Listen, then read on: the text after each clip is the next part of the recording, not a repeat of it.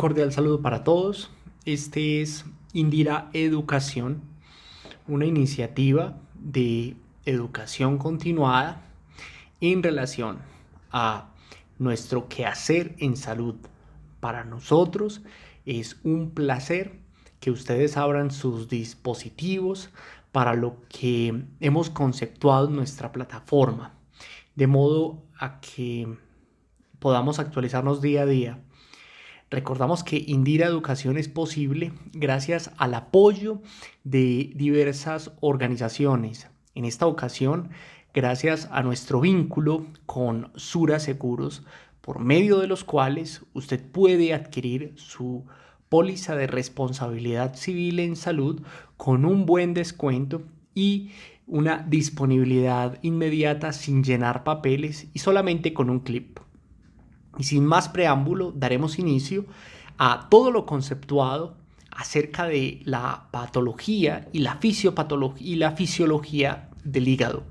Iniciaremos hablando de la fisiología del hígado y posteriormente en otras conferencias hablaremos acerca del abordaje de las pruebas de función hepática y las determinaciones de bilirrubina en relación al estudio de estos pacientes. Recordemos que nuestro descargo de responsabilidad reposa en cada uno de nuestros videos y que usted puede escribir en relación a alguna imprecisión que se conceptúa en estas conferencias. Documentamos que todo lo conceptuado en relación a nuestras conferencias tiene un soporte bibliográfico específico, generalmente traducido de otros idiomas y siempre con una referencia bibliográfica que soporta cada video. Documentaremos pues que el hígado es crítico para el funcionamiento del cuerpo humano. Es responsable de una variedad de funciones que soportan la digestión, la inmunidad, el metabolismo, la desintoxicación del cuerpo y el almacenamiento de vitaminas, entre otras funciones. El hígado compromete en este sentido 2% del peso del cuerpo y del mismo modo comentamos que el hígado es el único órgano del cuerpo que posee una doble irrigación, especialmente tiene la vena porta que suple el 75% y la arteria hepática que irriga aproximadamente el 25% de la irrigación del hígado. Recordemos, la arteria hepática aporta aproximadamente el 25% de la circulación del hígado y la vena aporta el 75%. La unidad funcional del hígado es el lobulillo y cada lobulillo es una unidad que comprende la tríada portal, que contiene la arteria hepática, el conducto biliar y la vena porta. Esta tríada portal la podemos encontrar en cada esquina de este hexágono que comprende este lobulillo. Ahora, este está compuesto por hepatocitos que tienen membranas vasolaterales y apicales que son exageradamente distintas en su fisiología y según esto la función del hepatocito, la perfusión del hepatocito tiene 3 zonas. Así que resumamos, la unidad funcional del hígado es el lobulillo donde este tiene una tríada portal, el conducto biliar, vena porta, arteria hepática y allí se encuentra dicha tríada en cada esquina del hexágono. La base compuesta por hepatocitos con una membrana vasolateral y otra membrana apical muy distinta. La perfusión se divide en 3 zonas. La zona 1 está considerada como la región periportal del hepatocito y es la zona que se perfunde mejor a este nivel. Tiene proximidad con nutrientes y sangre oxigenada.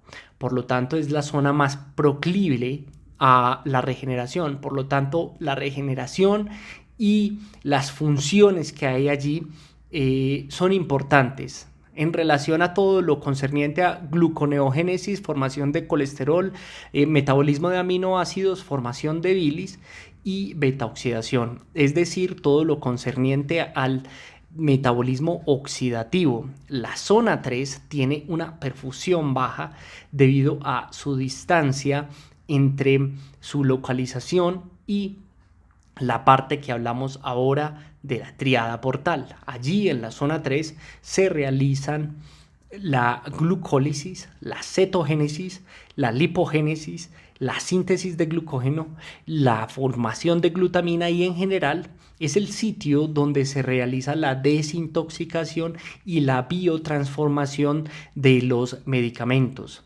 Y la zona 2 es un espacio que se encuentra entre la zona 1 y la zona 3. Esto es algo obvio, pero hay una relación específica para esta zona 2. Así que la zona 1, metabolismo oxidativo, zona 3, desintoxicación, lipogénesis, glucogénesis y zona 2, zona de transición. El espacio encontrado entre el sinusoide y la membrana vasolateral del hepatocito es una zona que se denomina espacio de Disi.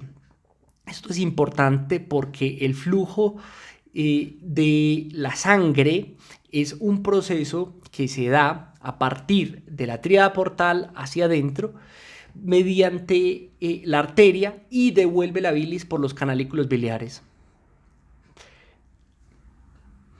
Estos canalículos forman una red o patrón de alambre de gallina, dice la literatura, que ayudan a aumentar el área de superficie de flujo.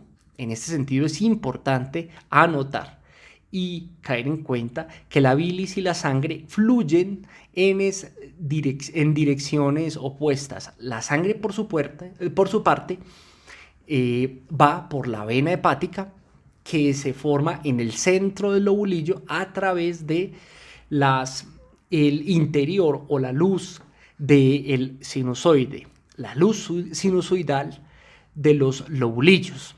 Entonces, ese espacio entre la luz sinusoidal y la membrana vasolateral del hepatocito se llama, como lo venimos diciendo, espacio de Disi. Extendido desde la membrana vasolateral están las microvellosidades que ocupan el espacio sinusoidal o espacio de Disi. Esto a su vez permite que el hepatocito llegue a su irrigación sanguínea, comunicado esta con la membrana vasolateral del hepatocito, se comunica directamente con el capilar. Anotemos que el hepatocito no tiene una membrana basal propiamente dicha, pero lo que alberga el espacio de Disi es una matriz extracelular que se compone de proteínas que proporcionan un andamiaje en toda la extensión del lobulillo. Esto es colágeno y proteoglicanos que nos dan esa estructura del hepatocito. Entonces allí, en el espacio de Disi, que comentamos ampliamente, reposa las células de Kupffer y las células estrelladas que están allí para realizar la filtración de materiales patológicos de la circulación o material referido en la literatura como innecesario. Dentro de las funciones del hígado están la producción de bilis, el almacenamiento de vitaminas, la desintoxicación, la beta-oxidación, de las cuales hablaremos rápidamente. Empezamos hablando de las vitaminas, donde el hígado juega un importante papel en el metabolismo de las vitaminas solubles. La mayoría de las vitaminas se encuentran en el hígado y llegan a él a través de la absorción del intestino en forma de proteínas de muy baja densidad o kilomicrones. El hígado almacena especialmente vitaminas liposolubles. Estas vitaminas pueden sufrir oxidación en ácido retinoico para fototransducción o ácido retinoico que se puede conjugar en glucurónido para su oxidación y posterior paso a la bilis. Esto en el caso de la vitamina D3, que viene de productos animales o vegetales. Esta vitamina D3 se someterá a una hidroxilación por el sistema 6YP450 hepático y se hidroxila aún más en el riñón, logrando una forma funcional de la vitamina. También diremos que el alfa-tocoferol es integrado con las HDL y las proteínas de muy baja densidad en el hígado y posteriormente es excretado a la circulación, mientras que el hígado forma gamma-tocoferol para su excreción. En este sentido, el hígado recibe la vitamina E en sus formas alfa y tocoferol. Este alfa-tocoferol integrado al HDL y a las proteínas de muy baja densidad se excreta a la circulación, mientras el hígado produce el gamma-tocoferol para su excreción. Este dato es de suma importancia. La vitamina K no se metaboliza ni se sintetiza en el hígado, pero la vitamina K es una vitamina que actúa a nivel del hígado como una enzima hepática propiamente dicho, donde la gamma-glutamil carboxilasa la requiere para la gamma-carboxilación de los factores 9, 7 y 2 asociado a la gamma-carboxilación de la proteína S y la proteína C de la coagulación. De ahí la importancia de la vitamina K de la coagulación. 2, 9, 1, 10. El metabolismo de la bilirrubina, recordemos que el hígado tiene un papel importante allí en la parte de la degradación de la molécula M, donde la hemólisis es un fenómeno que se produce constantemente en múltiples sitios del sistema vascular. Esto incluye también otras partes del cuerpo como la médula ósea, el vaso y el hígado. Así que la molécula M se descompone en biliverdina y esta se reduce luego a bilirrubina no conjugada. Documentamos que esta bilirrubina no conjugada va al hígado, el cual la recibe, y esta a su vez viene unida a la albúmina. Esta bilirrubina no conjugada tiene un proceso a nivel hepático efectuado así a través del sistema uridina difosfato glucuronosil transferasa, donde se conjuga y entra en un proceso de volverse hidrófila para volverse bilirrubina conjugada. Esta bilirrubina se secreta a través de los canalículos biliares, a través de la bilis.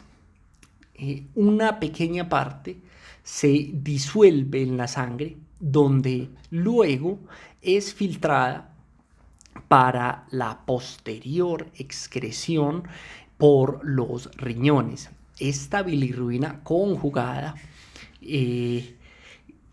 documentamos que la mayor parte entra en la bilis y finalmente es excretada a través de la materia fecal y las deposiciones, puesto que la bilirrubina no se absorbe por la pared intestinal propiamente dicho, la bilirrubina conjugada. El metabolismo de los medicamentos por parte del hígado resulta en la formación de un componente hidrofílico que es excretado por el hígado y el riñón, y en algunas ocasiones por el intestino. Este metabolismo involucra procesos de biotransformación de las moléculas propiamente dichas, moléculas medicamentosas, por enzimas en el cuerpo, y en adición a esto, los transportadores de medicamentos facilitan el movimiento de los medicamentos y los metabolismos y los metabolitos entre las células y los órganos. El metabolismo de los medicamentos resulta en hepatotoxicidad en muy pocas ocasiones, pero puede pasar. En algunas condiciones de alteración de la fisiología hay alteraciones de los procesos de transporte y del mismo modo hay procesos fisiopatológicos que involucran concomitantemente alteraciones de las vías que alteran el transporte de los medicamentos o sus metabolitos y resultan en la alteración de la farmacodinámica o la farmacocinética de ciertos medicamentos. Y a este nivel decimos que el hígado usa lisosomas para el metabolismo de estas sustancias, donde una vía importante de la desintoxicación o de la destoxicación del metabolismo es por la transformación de estas moléculas a nivel hepático. Esta transformación de las moléculas medicamentosas se convierte, como lo dijimos, de una forma lipofílica a una forma hidrofílica por dos reacciones llamadas fase 1 y reacciones fase 2. Las reacciones fase 1 son reacciones que están tendientes a la transformación de un soluto que tiene unas características hidrofílicas mediante el proceso de oxidación, reducción e hidrólisis con la transformación mediante la familia de las enzimas del citocromo P450, también llamado CYP 450. Esto se realiza mediante el retículo endoplásmico del hepatocito. Cuando hablamos de las reacciones fase 2, por su parte, son subsecuentes, como es obvio, a la fase 1, puesto que en este paso hay una conjugación de los metabolitos que se crean a partir de este primer proceso en el retículo endoplásmico liso de hidrólisis, reducción y oxidación, llamado fase 1, de manera que estos metabolitos de la fase 1 se tornan más hidrofílicos por la fase 2 por la excreción mediante la sangre o la bilis. Ya en la fase 2 se da la conjugación por sulfato, glutatión o glucoronato para el metabolismo de estas moléculas. Al respecto de esto, están descritas la fase 3 como el transporte del metabolismo de las alteraciones de los productos de estas reacciones, donde finalmente serán excretados o reciclados.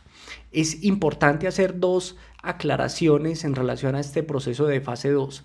El metabolismo del paracetamol se realiza a través de la conjugación del glutatión, que primeramente se reduce. El metabolismo del alcohol depende de la conjugación con sulfato y el metabolismo de la bilirrubina depende directamente del glucuronato.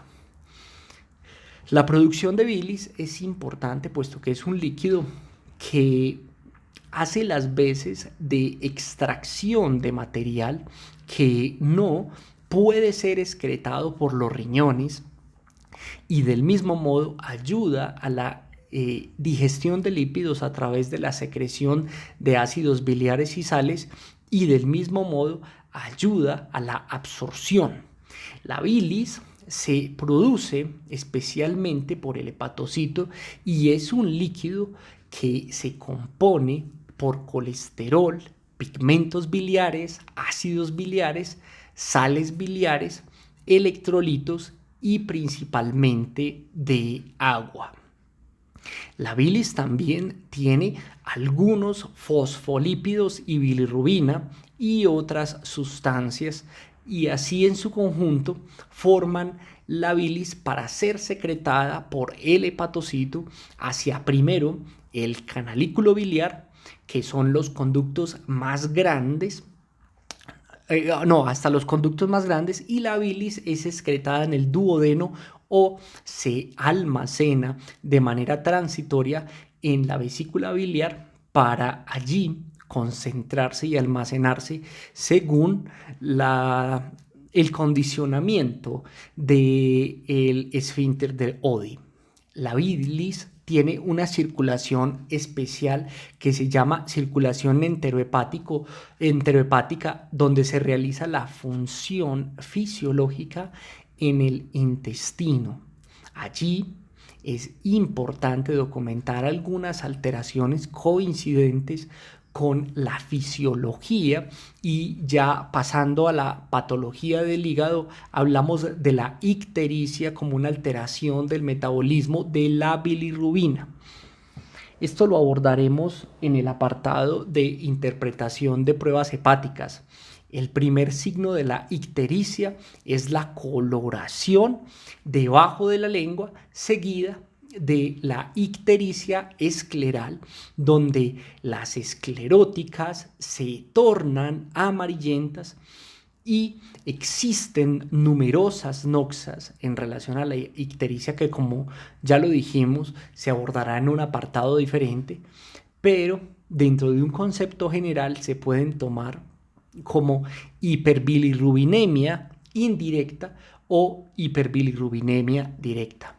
Según lo conceptuado en la parte de función hepática, la bilirrubina o la hiperbilirrubinemia directa corresponde a la conjugada y la indirecta no conjugada. Esto puede ser prehepático, donde resalta la hemólisis. Allí el nivel de hemólisis supera la capacidad que tiene el hígado para conjugar la bilirrubina, lo que resulta en una conjugación de una bilirrubina indirecta que causa, una no conjugación que causa hiperbilirrubinemia indirecta. Una de las causas de ictericia documentada como intrahepática es la colestasis intrahepática, que pueden ser enfermedades congénitas, el síndrome de Crigler-Najjar o el síndrome de Gilbert. Allí, en estas enfermedades, la bilirrubina tiene una no conjugación o una conjugación deficiente por la ausencia de la UGT, que puede ser levemente deficiente o completamente deficiente respectivamente a los trastornos congénitos.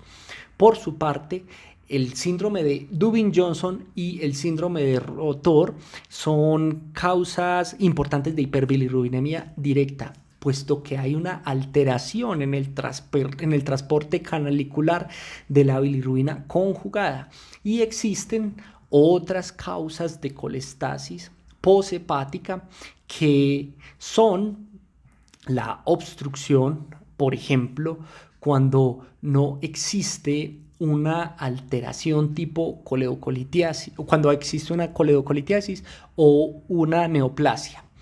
Por su parte, la cirrosis es una etapa terminal de un proceso hepático donde la función y la inflamación y necrosis hepática es la constante.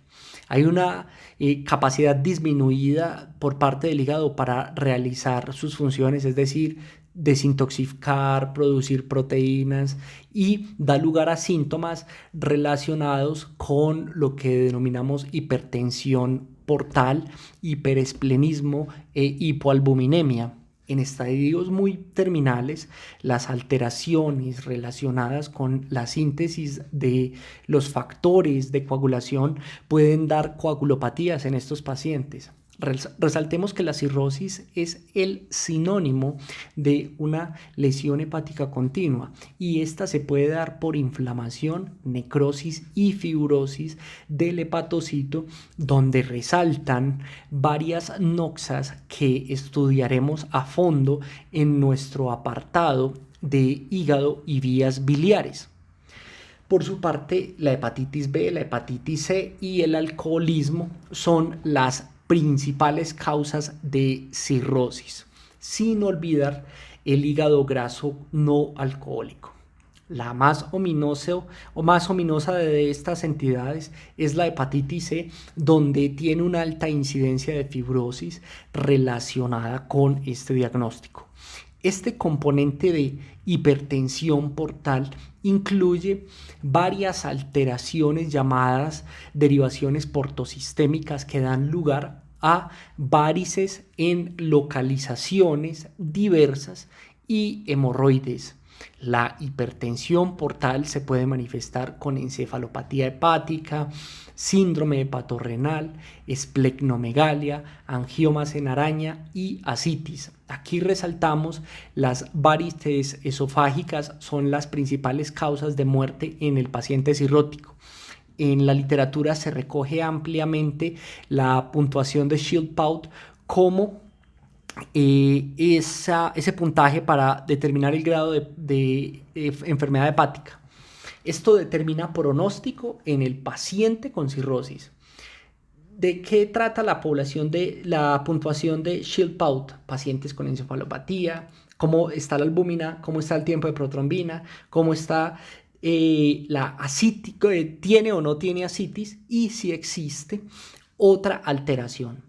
Hay otra puntuación que se llama MELD, que se utiliza para documentar la enfermedad hepática en etapa terminal, donde documentamos creatinina, INR, y crea de esta manera un modelo predictivo en el paciente cirrótico para determinar la mortalidad.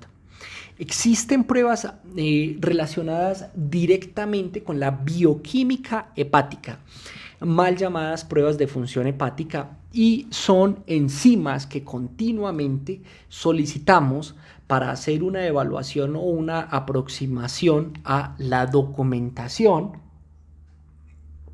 del estado del hígado. Existe la aspartato aminotransferasa, la alanino aminotransferasa y otros marcadores como la fosfatasa alcalina, la bilirrubina y por último la gamma-glutamil transpeptidasa. Estas representan una valoración general de lo ocurrido a nivel hepático e identifican el daño celular propiamente dicho que ocurre a nivel hepático. Estas enzimas son componentes esenciales del hepatocito que se liberan a nivel sistémico cuando existe daño del hepatocito.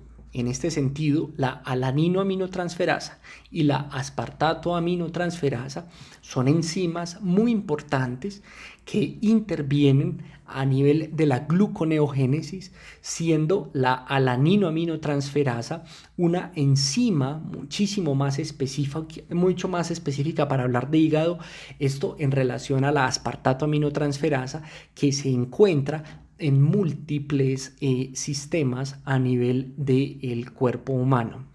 Otra parte es que existe la fosfatasa alcalina, que es una enzima que se encuentra en el tejido óseo y la vía biliar, por lo tanto no es una enzima tan específica, pero cuando nos da una valoración a la luz de las otras enzimas nos genera un alto índice de sospecha de una alteración hepatocelular específicamente a nivel de la vía biliar.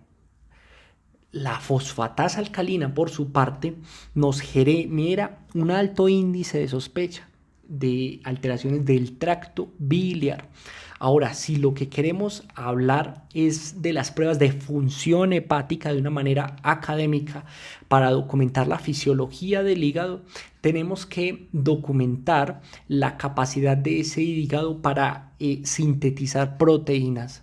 En este sentido diremos que la albúmina es una proteína importante que es producida a nivel hepático, donde genera un panel importante que nos da una mirada cómo está funcionando ese hígado y si esta albúmina está o no depletada. Es una proteína que tiene una vida media de alrededor de 20 días, por lo tanto, no es sensible para documentar la funcionalidad del hígado en un estado alterado de manera aguda. Para documentar esto podemos estar al tanto de las pruebas de coagulación, especialmente de la vía extrínseca de la coagulación, documentando el estado del tiempo de protrombina. Recordemos que en el hígado se sintetizan todos los factores de la coagulación, excepto el factor 8, por medio de la utilización de la vitamina K. Por otro lado, cuando documentamos alteraciones de esta bioquímica sanguínea o alteraciones de la bilirrubina, es importante tener una información acerca de la morfología del hígado y para esto puede ser necesario la solicitud de una imagen a este nivel buscando una obstrucción o una inflamación del hígado con la documentación de colecistitis, coledocolitiasis o esteatosis hepática. Ahora, si tenemos una imagen que requiera un diagnóstico específico y caracterización, debemos de solicitar tomografía computarizada de triple fase o una resonancia magnética especialmente contrastada, que hablaremos a profundidad en el apartado de imágenes diagnósticas en estas alteraciones de la función hepática y las alteraciones de la vía biliar. El hígado es fundamental para la absorción y captación de secreción de lípidos y lipoproteínas. El sistema de secreción y síntesis biliar permite una absorción muy eficiente de los lípidos de la digestión. Los kilomicrones son moléculas que se ensamblan a partir de lipoproteínas y lípidos digeridos en el intestino antes de progresar a través del sistema linfático a la circulación. Anteriormente, los ácidos grasos se extraen de los restos de los kilomicrones mediante la lipoproteína lipasa a nivel hepático. En ese sentido, los ácidos grasos se transportan hasta los hepatocitos a través de una serie de proteínas que se utilizan para el transporte propiamente dicho. El hígado utiliza los ácidos grasos por su parte como una fuente de energía a nivel interno que utilizan importantes vías oxidativas proporcionando energía a otros órganos a partir de algo llamado productos cetogénicos, es decir, el beta-hidroxibutirato y el acetoacetato. Esto se excreta muchas veces en forma de cetonas, que muchas veces es necesario para que el organismo pueda soportar un ayuno extremo y en el escenario de un consumo bajo de carbohidratos. El hígado también da sustratos lipídicos en el cuerpo, especialmente durante los momentos de alimentación,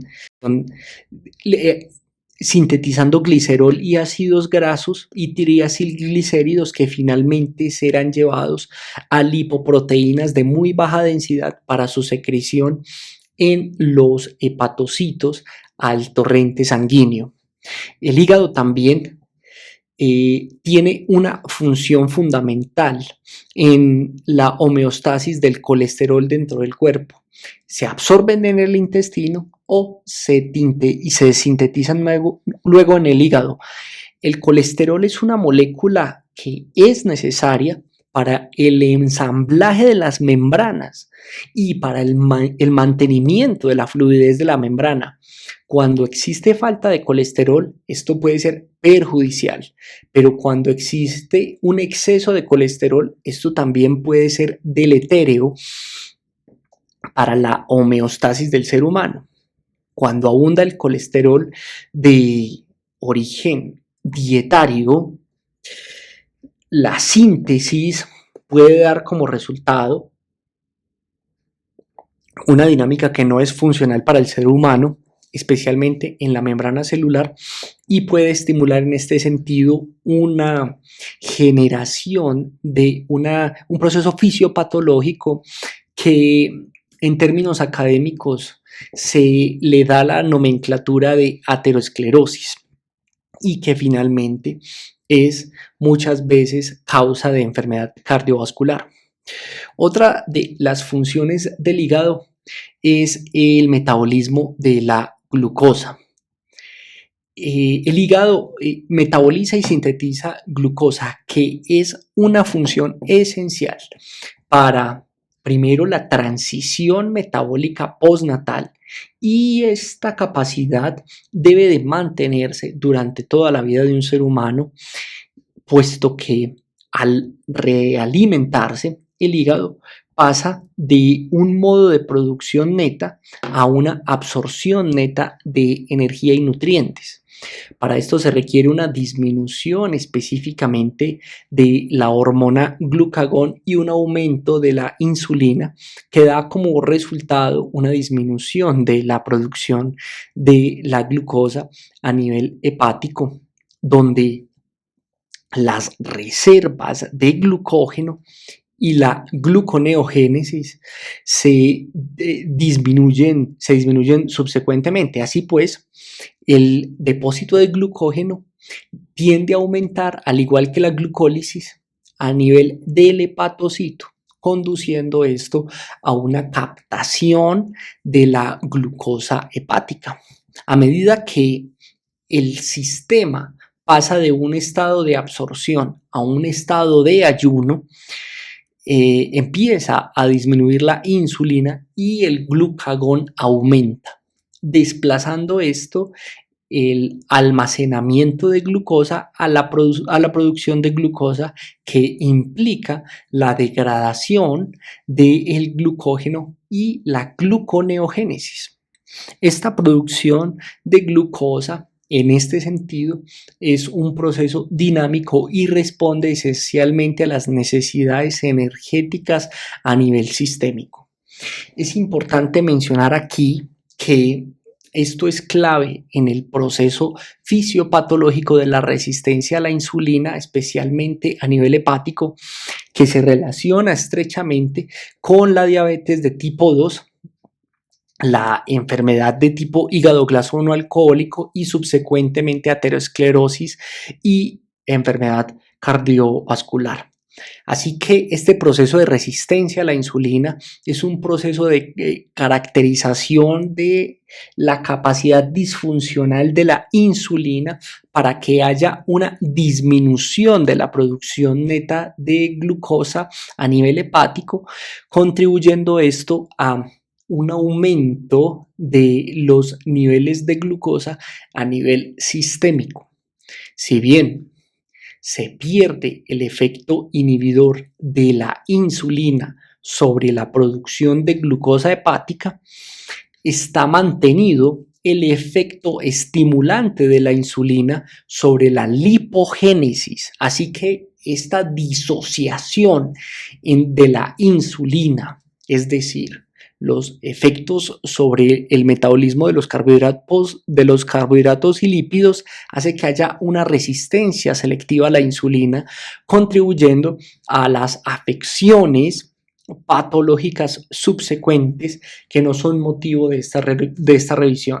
Finalmente, existe un gran capítulo relacionado con el metabolismo de las proteínas, y allí ocurre descomposición de las proteínas y también ocurre la síntesis de las mismas, donde a nivel sistémico son fundamentales para la homeostasis a todo nivel.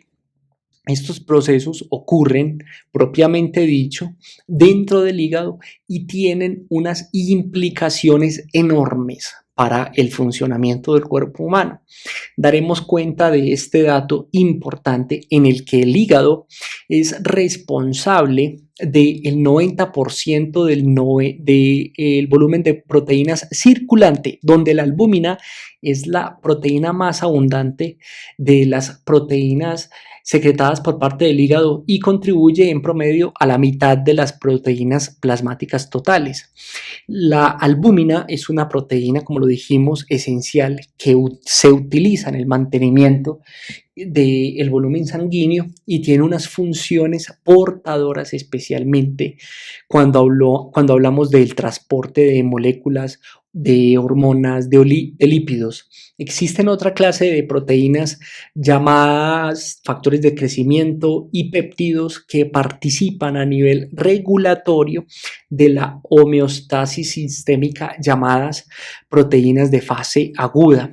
Es necesario anotar que estos aminoácidos proporcionan energía al hepatocito por medio del metabolismo, pero requieren la eliminación de desechos nitrogenados subsecuentemente a este metabolismo, lo cual se engrana con la fisiología renal.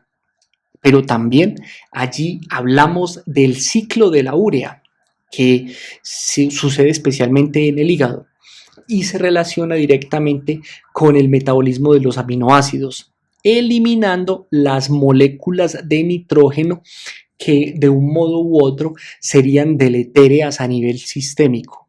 Vemos que los aminoácidos también tienen componentes de carbono por su parte, que en algún momento dado se pueden incorporar al ciclo del ácido tricarboxílico, sirviendo como sustrato gluconeogénico. Por lo tanto, el hígado tiene la capacidad maravillosa de convertir aminoácidos como el tejido del músculo esquelético en glucosa en un momento dado de ser requerido. Cuando el hígado utiliza esto, especialmente en los periodos de ayuno prolongado, cuando se depleta los aminoácidos para formar glucosa, especialmente para los órganos dependientes de la misma.